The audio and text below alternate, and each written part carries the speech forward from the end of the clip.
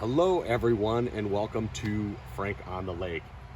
And I'm definitely not on my lake right now, but if you look over here, you'll see that I am on the beautiful shores of Lake Huron. And I am at Sleeper State Park, which is kind of an older park in the state of Michigan, located in the tip of the thumb of the mitten. And we stayed at a Sierra tent. Behind the camera is my beautiful fiance Claudia. And this is our third fall coming up here to rent a Sierra tent or an eco dome at Port Crescent State Park, which is just down about 15 or 20 miles down the road. And it is a pretty cool campsite. It is this one is the last one of I think 6 tents. It's G. Yeah, site G. I think it's the last one of 6 tents, six setups like this, and they're fairly reasonable for price. They're a little pricey, however, the view is terrific. You have wonderful privacy, access to the beach, your own access to the beach, your own trail. There are modern facilities provided down at the parking lot. You definitely have to walk down to this, so I suggest you invest in a collapsible cart. Where is ours? Right over there. However, they do provide a cart that you can use to transport your stuff back and forth. The only downfall is that you have to bring it back. Now, one of the other downfalls of this site is that you can obviously probably hear the road traffic going by. We are pretty close to the road, and the actual modern campground is across the street from us. So this is the main road that goes between Caseville and Port Austin. So it's pretty heavily traveled during the day. However, at night, like probably after I would say 9 o'clock or so, even on a Saturday night, there really isn't many cars that travel by. However, the modern campground, though, it's a pretty loud campground, and this being October, they are starting to do all our Halloween festivities, and they are partying like rock stars over there. But other than that, it's nice and secluded, gorgeous views, your own access to the beach. Full moon last night was gorgeous out on, we walked out on the beach and looked at the full moon. It was incredible. Right now the water's super calm. I've never seen it this calm before on Lake Huron. But let me take you and show you a little bit of what this is all about. So they provide you with a little camping table that has kind of a prep area and a trash can. You do have to hike out your own trash, though. They're pretty adamant about that. The fire pit is movable. So when we got here, the fire pit was way over here on the bluff, which was kind of cool. It was a good location for a fire, but we wanted it a little bit closer. And then here's our view as you walk out. Pretty sandy, duny. It's really nice. And there's the trail that heads back to the parking lot. I would say this one is about maybe 200, 300 feet away. But as we go into the tent here, and it's just a platform tent, which is kind of nice. This year they put locks on the door because Claudia and I discovered that they were having squatting problems. So we actually ran into one of the squatters who was trying to pass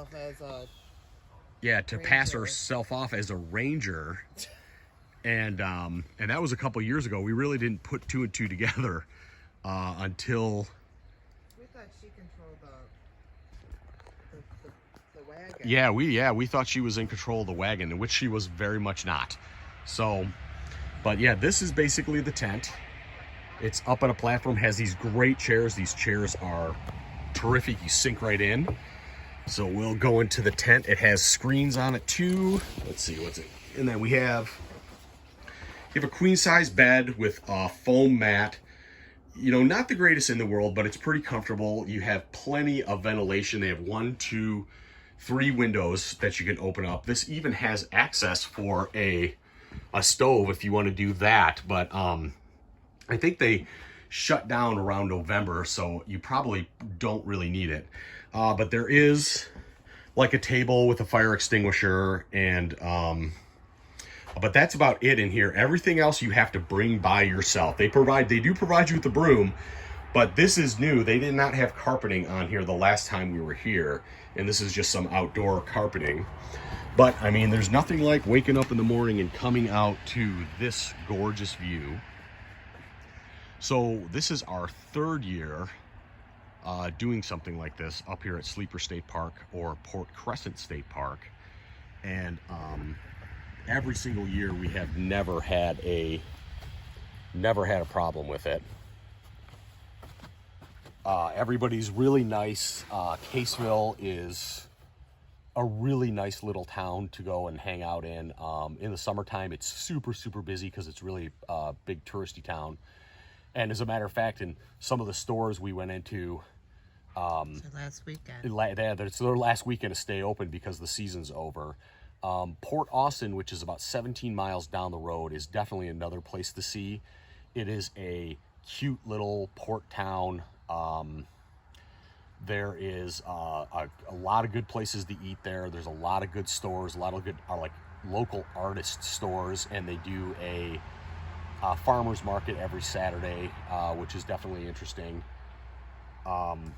But it is a cool little spot to go to if you want to get away for a weekend. It's relatively close to where I live. It's about an hour and a half away, and the drive is amazing up here because you pass through the windmill farms, so the electric windmill farms, and there are hundreds of them, and it's incredibly surreal.